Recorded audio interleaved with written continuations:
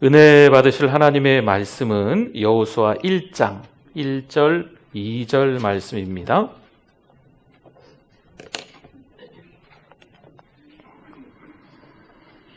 하나님의 말씀 여호수아 1장 1절 2절 우리 같이 한번 읽어보도록 하겠습니다. 여호와의 종 모세가 죽은 후에 여호와께서 모세의 수종자 눈의 아들 여호수아에게 말씀하여 이르시되 내 종 모세가 죽었으니 이제 너는 이 모든 백성과 더불어 일어나 이 요단을 건너 내가 그들 곧 이스라엘 자손에게 주는 그 땅으로 가라. 아멘. 이스라엘 백성들이 하나님의 은혜로 정말 하나님의 전적인 은혜죠. 출애굽을 했습니다. 애굽을 나온 거죠. 여러분 이거 얼마나 큰 축복이에요. 평생 대대로 몇백 년 동안 종살이를 하고 있었는데 하나님이 그 아픔을 그 고통을 아시고 애굽을 나오게끔 이집트를 나오게끔 해주신 거죠. 이건 이루 말할 수 없는 축복인 줄 믿습니다. 평생 종살이 할 수밖에 없는데 말이에요. 하나님께서 살려주셨으니 얼마나 감사해요. 죄의 종노릇하며 지옥 갈 인생으로 살아야 하는 우리들인데 우리들도 하나님의 자녀 삼아주신 것이 축복인 줄 믿습니다. 그런데 이제는요, 이스라엘 백성들이 출애굽했으니까 조금 달라져야 돼요. 우리들도 교회 그저 왔다 갔다 하는 수준이 아니거든요. 오늘 우리 세례 받으시는 분들도 계시고 우리 입교하시는 분들도 계신데 이게 이제 어떤 예식을 오늘 하잖아요. 이 전과 이후가 좀 달라야 한다는 거죠. 조금 더 우리의 믿음이 상승, 믿음이 상향 조정. 어제 살았던 우리의 모습과는 사뭇 다르게 오늘 뭔가를 결단하고 살아야 하는, 아이처럼 살았다면 이제 영적인 어른이 되어 살아가는 모습이 우리 가운데 있어야 될 줄 믿습니다. 이스라엘 백성들이 아시는 것처럼 출애굽하고 난 이후에 광야 한복판에서 원망합니다. 탐욕적입니다. 성적 방종에 빠져 있는 거지요. 우리가 언제까지 교회 출석만을 자랑하며 교회에서는 천사처럼 또 가정에서 직장에 돌아가서는 이스라엘 백성들과 거의 엇비슷하게 내가 왕이 돼서 내 마음대로 살아가는 모습에 만족하며 살겠습니까? 이제 광야를 통과하여서 하나님이 주신 가나안 땅에 이스라엘 백성들이 들어가야 해요. 왜냐하면 하나님의 명령이기도 하고 하나님이 이미 아브라함 때부터 약속하신 땅이 가나안 땅이기 때문입니다. 그 거룩한 땅에 이미 다른 족속들이 그 거룩한 땅을 더럽히고 있거든요. 그래서 하나님의 백성들 보고 그 거룩한 땅을 거룩하게 만들어라 해서 그 땅으로 보내시는 거예요. 그래서 가나안 입성은요, 더 축복입니다. 구원받은 하나님의 자녀 흉내로만 만족하지 말고 이제는 하나님의 자녀답게 저와 여러분들이 살아야 될 줄 믿습니다. 하나님이 말씀하시죠. 여러분 2절에 보면 하나님의 말씀이 아주 잘 기록되어 있는데요. 성경에 보면 동사들이 있어요. 동사에 좀 신경을 써야 됩니다. 동사가 어떤 의미가 있는가, 아니면 동사가 이렇게 반복되는 말들이 있거든요. 그러면 거기서 하나님이 강조하시는 게 뭐가 있나 성경을 잘 찾아보셔야 됩니다. 오늘 2절 말씀에 보니까 이런 말들이 있어요. 일어나, 건너, 가라 라고 말씀을 하는 거죠. 그럼 어디서 일어나라 하시는 걸까요? 여러분 삶이 오그라들고 있거든요. 지금 두려움에 이스라엘 백성들이 빠져 있거든요. 그래서 하나님이 말씀하시는 거예요. 일어나라. 지쳐하지 말고, 불안해하지 말고, 두려워하지 말고, 속타지 말고 일어나라 하시는 말씀이에요. 또한 도와 강을 건너라라고 말씀을 하시죠. 건너야 구원 이후의 삶이 무엇인지 가나안 땅에 들어가서 깨달을 수 있기 때문에 도하라는 겁니다. 이것이 전환점이 되는 거지요. 사실 이스라엘 백성들은 전쟁에 능하지 못합니다.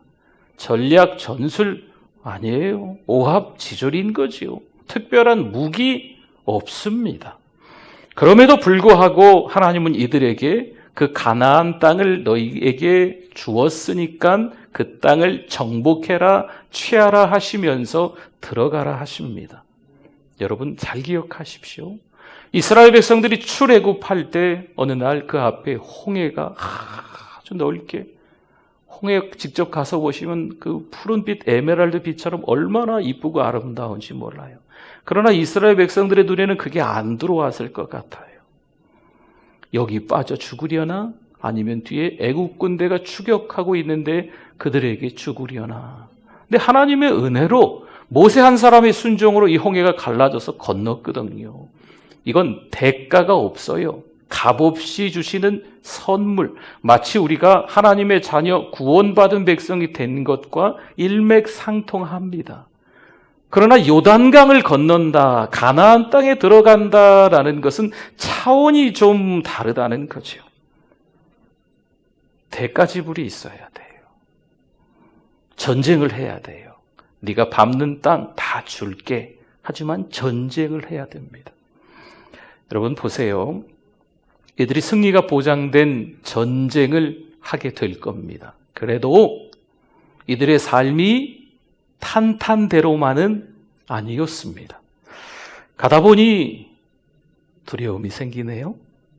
가다 보니 불안이 엄습하는 거예요. 가다 보니 또 다른 욕심, 막 탐욕이 생기는 거죠. 가다 보니 지금 이대로도 좋은데 그냥 적당하게 안일하게 그냥 살고 싶은데 뭘 자꾸 하나님은 가라고 하시는지 분주해지는 거지요. 때로는 분노도 생기는 거예요. 자신들의 인생의 주인이 되는 겁니다. 자기 자신이 어느새 신이 되어버리고 왕이 되는 이런 모습이 생겨났습니다. 여러분 우리 아시죠? 우리 자신은 스스로 왕이 될 수 없어요. 우리 삶을 스스로 통제하고 우리 삶을 스스로 다스릴 수 없습니다. 그런데 이스라엘 백성들의 모습은 자아도취에 이미 빠져 있습니다. 여러분 너무 큰 고난으로 힘들 때요, 너무 오래 지속되는 그런 환난들이 있을 때 지금까지 알고 있던 하나님이 아닌 낯선 하나님으로 다가오기도 합니다. 이삭을 주시고는 다시 바치라고 하셨던 그 아브라함의 낯선 하나님을 경험하는 거죠. 출애굽하라고 하시고는 당장 눈앞에 홍해 때문에 건너가지 못하네요. 모세의 낯선 하나님을 또 경험하는 거예요. 왕으로 기름 부으시고 도망자 신세로 전락하게 만드시는 다윗의 낯선 하나님, 우리도 만날 때가 있다니까요. 고통과 절망 중에 고난이 위기다 성경에서 말씀하시고 계신데 우리들도 그런 낯선 하나님을 오늘도 만나고 있는 거지요. 우리가 살다 보면 이런 낯선 하나님을 경험할 때가, 지금까지는 이런 하나님을 경험한 적이 없었는데 어느 날 갑자기 찾아온 고난을 통하여서 이런 낯선 하나님을 경험할 수가 있습니다. 물론 그때 당황스럽죠. 경험해보지 못했으니까, 상상도 해보지 못했으니까 많이 힘드실 수 있습니다. 하지만 그때 하나님을 아는 새로운 눈이 뜨이는 순간인 줄 믿습니다. 이것을 터닝 포인트, 전환점이라고 해요. 여러분 사울이라는 사람을 알지요? 다메섹으로 가는 길 가운데 예수님을 만나게 됩니다. 그래서 그의 인생이 완전히 통째로 바울의 인생으로 바뀌지 않습니까? 지금까지 쌓아놓은 많은 것들, 많은 실력들, 공적들, 많은 업적들, 이런 것들을 사도 바울이 예수님을 만나고 나니까 다 뭐로 여긴다? 배설물로 여기기까지 합니다. 하나님을 만나면, 전환점이 생기면 이런 역사가 일어나는 줄 믿습니다. 여러분 이게 우리에게 이제 필요하다는 거죠. 고린도후서 6장 2절 말씀에 보면요, 이르시되 내가 은혜 베풀 때에 하나님의 은혜를 베풀어 주신다는 거예요. 너에게 듣고 구원의 날에 너를 도왔다 하셨으니 보세요. 그 다음에 같이 읽어볼까요? 보라 지금은 은혜 받을 만한 때요. 보라 지금은 구원의 날이로다. 아멘. 하나님이 은혜를 주시니까요. 보라 지금은 무엇을 받을 만한 때요? 은혜 받을 만한 때고 보라 지금은 구원의 날이로다. 할렐루야. 새롭게 주님을 만나실 수 있기를 바랍니다. 어느 날 별안간 마치 섬광이 번쩍하는 것처럼 3, 40년 전에, 20년 전에, 10년 전에 그 언젠가 기억조차 나지도 않는 그때 하나님만을 생각하지 마시고 다시 그 하나님을 만나야 될 줄 믿습니다. 사실 출애굽한 이들 이스라엘 백성들이요, 처음에는 참 당당했어요.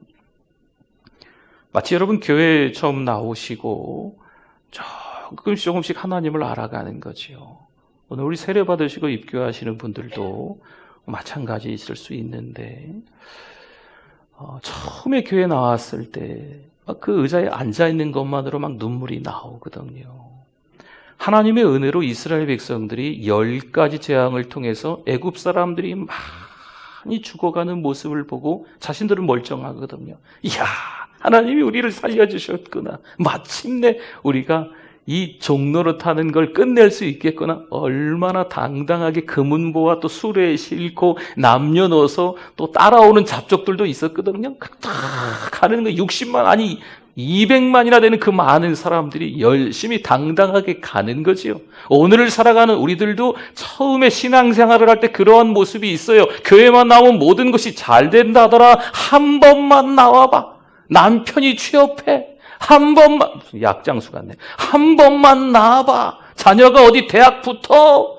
뭐 이런 식으로 얘기를 많이 들었어요.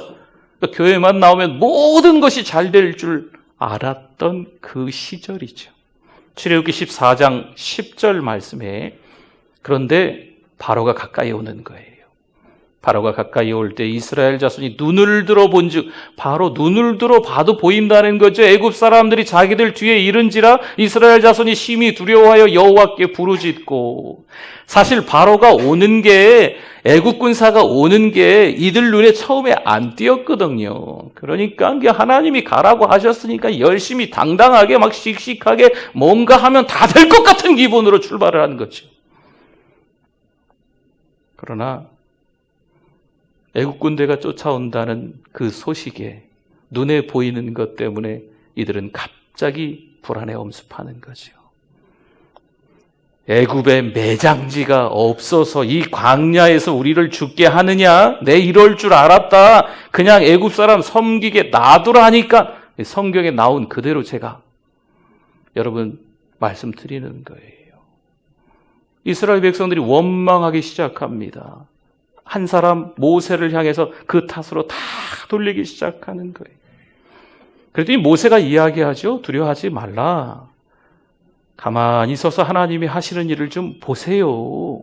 이렇게 설득을 합니다. 그리고 모세가 할 수 있는 게 뭐가 있겠어요? 하나님께 기도하는 거죠.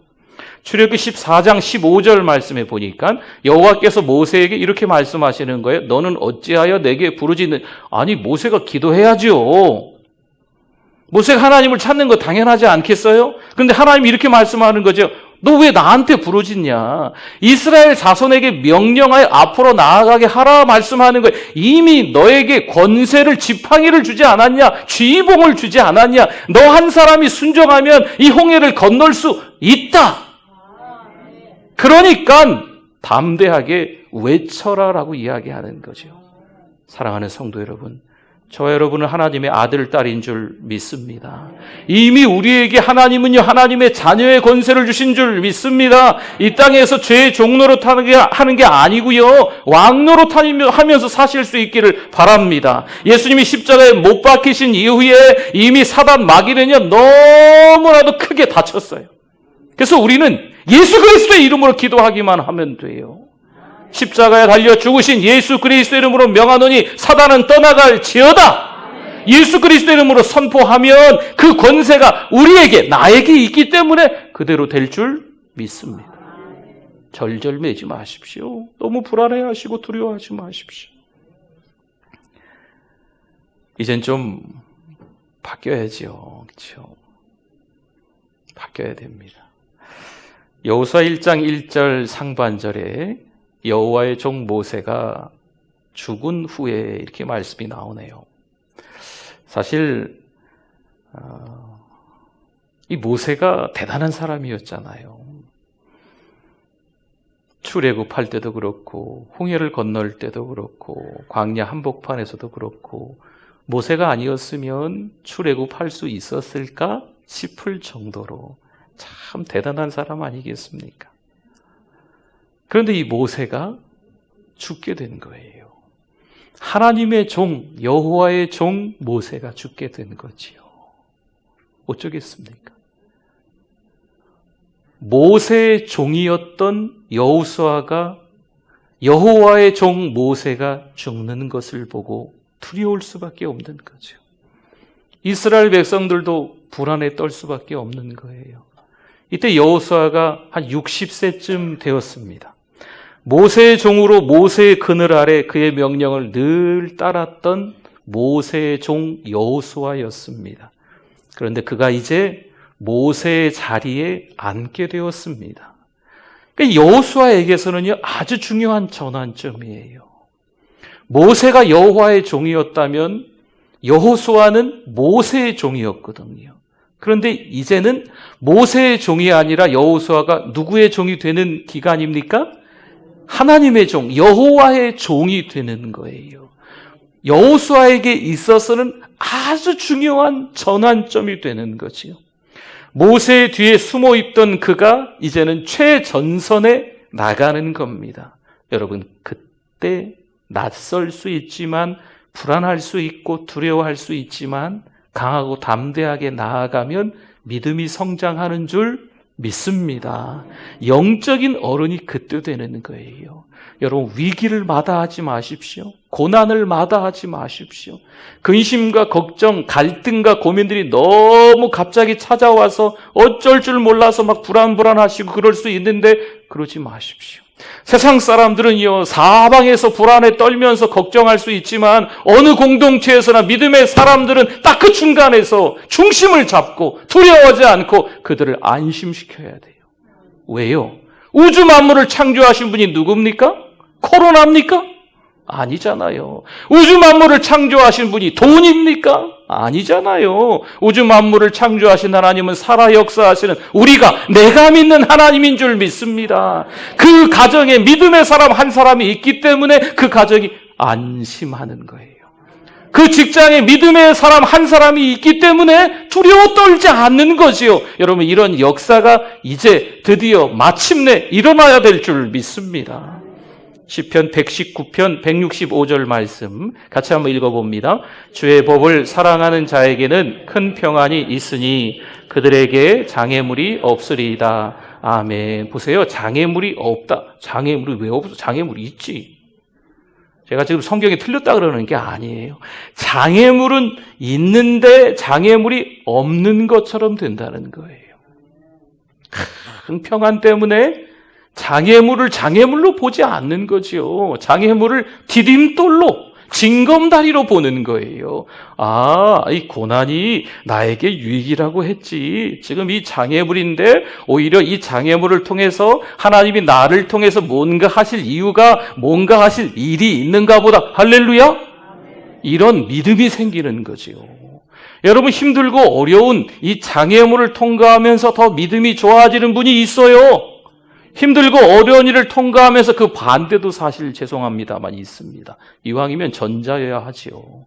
힘들고 어려운 고난들, 장애물들이 갑자기 밀려오면서 더 믿음이 좋아지는 거죠.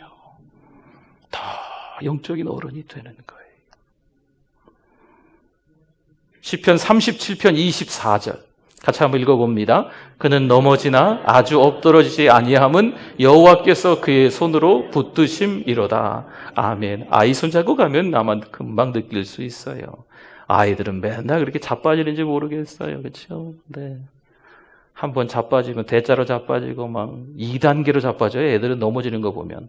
한번 딱 넘어졌다가 한번 또 넘어지고. 그러니까 코가 깨지고 그러죠. 근데 어른이 딱 잡고 있으면 넘어질 때 잡아 당겨주잖아요. 그러니까 하나님이 우리를 늘 붙잡고 계시니까 넘어지나 아주 엎드러지지 않는다는 거죠. 넘어질 수 있어요. 여러분, 돌뿌리에 걸려 넘어질 수 있어요. 누가 일부러 파놓은 함정인데 안 빠지면 서로 조금 무안하잖아요. 한번 빠져줘야지. 그런데 아예 엎드러지지 않는다니까요. 파놓은 함정에, 파놓은 모함에 한번 빠져줘야지. 그런데 완전히 빠지진 않아요. 왜? 하나님이 잡고 계시니까 다시 나오는 거죠. 할렐루야. 신명기 34장 9절에 모세가 눈의 아들 여호수아에게 안수하였습니다. 그에게 지혜의 영이 충만하니 여호수아에게 이스라엘 자손이 여호와께서 모세에게 명령하신 대로 이스라엘 자손들도 다 여호수아의 말을 뭐하였더라? 순종하였더라. 이제 모세의 종이 아니고 여호수아는 누구의 종이에요? 여호와의 종, 하나님의 종이 된 것입니다. 사실 이 여호수아가요, 모세의 종이었을 때는 편했겠지요. 모세가 시키는 일서부터 끝까지 아무튼 뭐 시키는 일만 하면 되니까 두려울 것도 없고 책임질 것도 없고, 앞선 모세가 너무 카리스마가 있으니까 하나님께 받은 그런 어떤 은혜들이, 또 그 임재의 역사들, 이 경험들이 있으니까 이스라엘 백성들을 다 인도하기에 부족함이 없으니까요. 이 여호수아는 이제 편했던 거죠. 그런데 여호와의 종이 된 거예요. 그러면 모세처럼 책임을 져야 되는 위치에 이르게 된 겁니다. 직장에서 보면 대표가 있습니다. 사장님, 책임이 크지요. 책임이 클수록 사실 두려움도 더 큽니다. 선택하고 결정해야 되기 때문에 뭔가를 선택하고 결정하면 어느 공동체나 다 좋아하지 않습니다. 그렇기 때문에 걱정되는 일이 항상 있기 마련입니다. 여러분, 책임지는 인생이 어른이에요. 책임도 못 질 사람이 결정권을 가지면 정말 큰일이 일어납니다. 책임은요, 그래서 아무나 지는 것이 아닙니다. 보세요.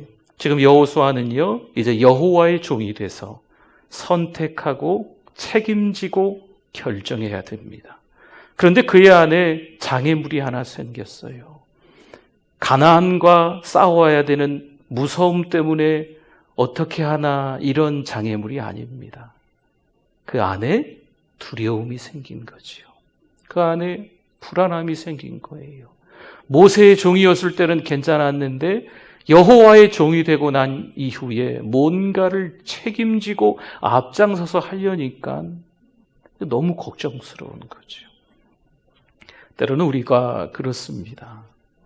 교회 나오고 난 이후에 한 주 동안 은혜롭게 사세요, 화이팅 하고 이제 은혜 받고 주일을 지나면서 월요일부터 살아가는데, 참 세상에서 여러 가지 많은 일들 속에서 정말 큰 소리 치면서 호기롭게 살아갈 수도 있습니다. 그러나 모든 사람들이 불안에 떠는 그 현장에서 과연 믿음의 사람인 우리가 여전히 그 가운데 당당할 수 있는가?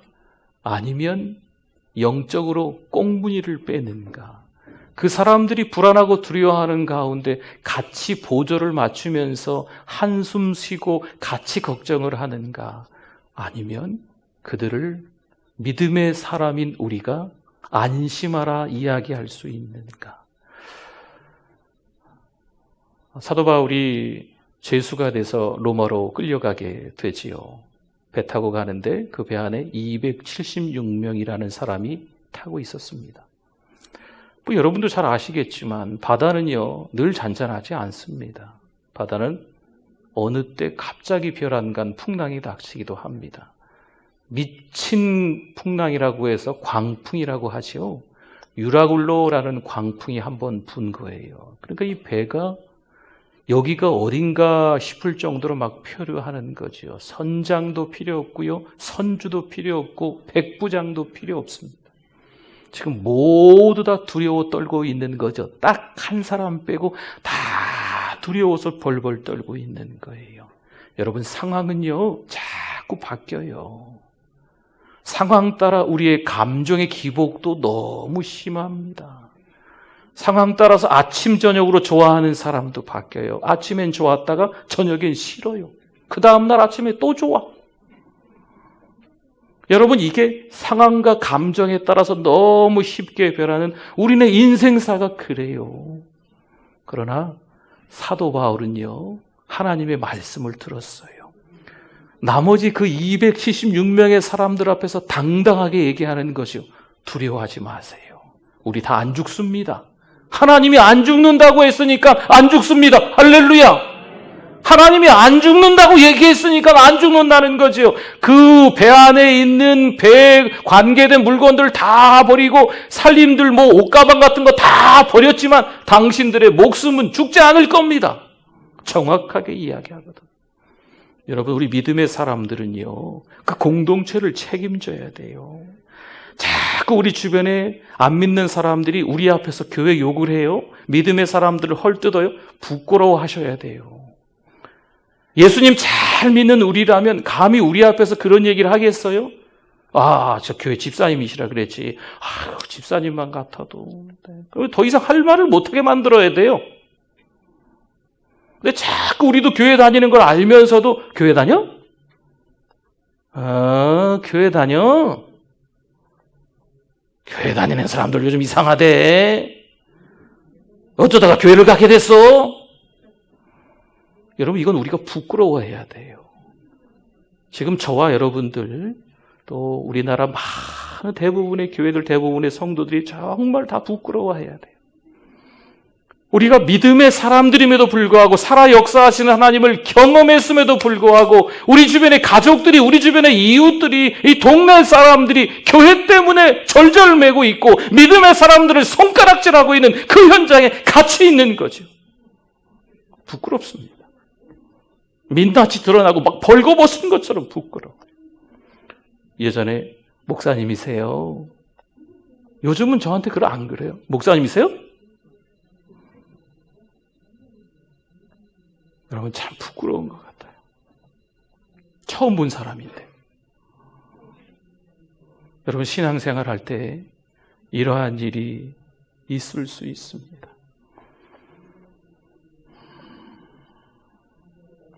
덩치 큰 블레셋 장수 골리앗 앞에서 이스라엘 진영은 두려움밖에 없습니다.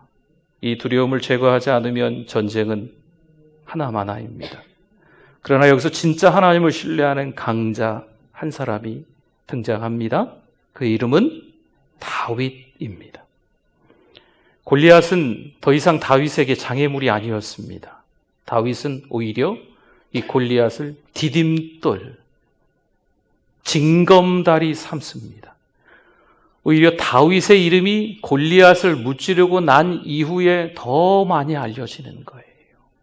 하나님이 이 이후에 다윗을 더 구체적으로 선명하게 분명하게 사용하시는 일들이 벌어지는 거죠. 여호수아 1장 2절 말씀을 같이 한번 읽어주세요. 내 종 모세가 죽었으니 이제 너는 이 모든 백성과 더불어 일어나 이 요단을 건너 내가 그들 곧 이스라엘 자손에게 주는 그 땅으로 가라. 아멘. 사랑하는 성도 여러분, 믿음은요, 아주 분명하고 선명하게 보일 수 있도록 설명하십니다. 일어나라. 지금 일어나라. 일어나야 될 때이기 때문에 일어나라. 말씀하시는 거예요. 지금 지쳐있고 두려움과 불안에 엄습해 있는, 압도당하는 이 사단에게 공격당하는 우리에게 하나님이 손잡아 주시면서 일어나라. 이제 요단을 건너야 된다. 그저 구원받은 하나님의 백성 그 정도로만 만족하고 겨우 부끄럽게 구원받은 자답게 광야에 머무르면서 그래도 여기가 좋은데 이런 식으로 살지 말고 구원 이후에 찾아오는 어떤 기쁨들이 있는지 누리면서, 경이로움을 누리면서 살아야 되지 않겠냐. 요단을 건너가라 말씀하는 거지요. 사랑하는 성도 여러분, 우리에게 위기가 찾아왔습니다. 개인의 위기가 있을 수 있습니다. 국가적인 위기가 있을 수 있습니다. 세계적인 위기가 찾아올 수도 있고 그런 것들이 장애물이 될 수 있겠지만 오히려 그것을 딛고 일어서면 영적 어른이 되는 줄 믿습니다. 가족이요, 연세가 가장 많다고 아빠입니까? 직장에서 가장 경험이 많다고 사장님일까요? 전 그렇게 생각 안 했으면 좋겠어요. 그 가정을 믿음으로 지키는 사람이 영적 세대주예요. 그 직장을 믿음으로 지키고 있는 사람이 진짜 그 회사의 사장님이죠. 여러분, 사장님이요, 우리가 직원이면 우리에게 찾아와서 고맙다고 엎드려 절해야 돼요. 당신이 교회 다니면서 우리 회사를 위해서 기도해 주니까 우리 회사가 이렇게 잘 돌아가네요. 교회 다니시는 그리스도인 당신께 너무 감사합니다. 할렐루야. 우리 이런 소리 들어야 돼요. 우리 가정에서 안 믿는 누가 계신데 교회 다니는 사람이 나 혼자밖에 없는 거지요. 그러면 가족 식구들이요, 감사해야 돼요. 우리한테. 네가 교회 다니니까 우리가 복 받는구나. 요셉이 어디를 가든 종이었지만 노예로 사는 삶인 것처럼 보였지만 요셉이 있는 그 자리는요, 그 가정은요, 복이 된 줄 믿습니다. 형통한 은혜가 있는 줄 믿습니다. 형통은요, 잘 뚫리는 거예요. 불통이 아니고 형통이에요. 하나님의 사람이 있는 공동체는 다른 겁니다. 하나님이 어떻게 응원해 주시는지 우리 몇 군데 말씀을 좀 빨리 봅시다. 여호수아 1장 5절 같이 한번 읽어주세요. 내 평생에 너를 능히 대적할 자가 없으리니 내가 모세와 함께 있었던 것 같이 너와 함께 있을 것임이니라. 내가 너를 떠나지 아니하며 버리지 아니하리니. 아멘. 너를 대적할 자가 없다. 내가 너를 떠나지 않겠다. 하나님이 지금 여호수아를 막 응원하시는 거예요. 1장 3절도 봅시다. 같이 읽어주세요. 내가 모세에게 말한 바와 같이 너희 발바닥으로 밟는 것은 모두 내가 너희에게 주었노니. 주었다. 과거죠. 모세에게 이미 주었다. 너는 그냥 누리기만 하면 된다라는 거예요. 모세에게 이미 말했던 것처럼 너희가 발바닥으로 밟는 땅 다 이미 주었어. 잘 기억해봐. 리멤버 잘 기억해봐. 이미 준 거라니까. 그러면서 여호수아에게 막 힘을 북돋아 주시는 것이요. 여호수아 1장 6절도 한번 볼까요? 같이 읽어봅니다. 강하고 담대하라. 너는 내가 그들의 조상에게 맹세하여 그들에게 주리라 한 땅을 이 백성에게 차지하게 하리라. 아멘. 그래서 강하고 담대해야 되는 거예요. 지금 전쟁을 눈앞에 두고 있습니다. 요단을 건너서 여리고성이 첫 출발점이거든요. 시작점이거든요. 물론 하나님께서 밟는 땅 다 줄게 했지만 여러분, 여기서는 대가지불이 있어요. 믿음이 상승하기 위해서는요, 신앙의 경이로움을 누리기 위해서는 대가지불이 있습니다. 위기가, 고민이, 갈등이 있어요. 평생에 이런 일은 겪어보지도 않았는데 싶을 만큼의 큰 함정이 있기도 합니다. 장애물이 있습니다. 근데 거기서 잘 견뎌내시고 대가지불을 통하여서 믿음이 성장해야 돼요. 그러면 전쟁에 임하고 있는 이스라엘 백성들에게 하나님이 어떤 전략과 전술, 최신식 무기를 소개시켜 주셔야 되는데 그렇지 않고 다른 걸로 주십니다. 여호수아 1장 8절 같이 한번 읽어봅니다. 이 율법책을 내 입에서 떠나지 말게 하며 주야로 그것을 묵상하여 그 안에 기록된 대로 다 지켜 행하라. 그리하면 내 길이 평탄하게 될 것이며 내가 형통하리라. 아멘. 하나님께서 교본을 하나 주시는 거죠. 그 교본은 율법책이에요. 율법책. 이 율법책, 이 하나님의 말씀을 내 입에서 떠나지 말게, 그냥 입에서 하나님의 말씀만 머무르게 하라. 이 하나님의 말씀이 머무르지 않으면 침묵해라. 하나님의 말씀이 아닌 사람의 말, 사람의 생각, 사람의 노하우들, 사람의 실력들, 자꾸 이런 것들이 나오기 시작하면 너는 그것으로 인해서 망할 거다라는 거예요. 주야로 24시간 내내 하나님의 말씀을 묵상해라, 큐티해라, 경건의 시간을 가져라. 그 말씀이 얼마나 귀한지 그 생각만 집중해서 해라. 지금 전쟁해야 되는데 이게 무슨 뜻일까요? 하나님을 신뢰하라는 뜻이에요. 칼을 잘 쓰면, 총을 잘 쏘면, 대포로 잘 이렇게 표준 사격을 잘 하면 이기나? 그게 아니에요. 하나님만 신뢰하면 이기는 줄 믿습니다. 하나님만 믿으라는 거예요. 네 입으로 나오는 사람의 말은 다 내려놓고 하나님만 신뢰하면 하나님께서 이기게 해 주시는 줄 믿습니다. 그럼 참 놀랍지요. 여러분, 한 주간을 또 우리가 살아야 되겠죠. 오늘 이 말씀을 기억하면서 한 주간을 사실 수 있기를 바랍니다. 우리 고개 숙이고 있는 분들 고개 드세요. 네. 드십시오. 네. 여러분, 당당하게 고개 들고 다니세요. 그렇죠? 너무 불안하고 두려워한 나머지 이 세상 사람들의 그 보조, 그 장단에 그대로 맞춰서 같이 어쩌면 좋아. 막 세 자리 수가 돼, 두 자리 수가 됐다가 막 확신자가 막 많아졌다. 어우, 걱정스러워. 어떡하면 좋아. 여러분, 안심하십시오. 네. 여전히 하나님은요, 내 편이신 줄 믿습니다. 하나님은 여전히 우리의 손을 잡아주고 계시는 줄 믿습니다. 강하고 담대하시게 그 가정을 살리십시오. 그 직장을 살리시고요. 그 이웃들을 살리십시오. 우리 믿음의 사람들이, 여러분 혹시나 아파트나 이런 데 사십니까? 그 아파트를 살리십시오. 믿음의 사람들이 기도하는 거죠. 윗집, 아랫집, 옆집, 건너동도 위해서 기도하시고, 믿음의 사람들이 가는 곳마다 그 족적이, 그 발자취가 완전히 달라야 돼요. 할렐루야.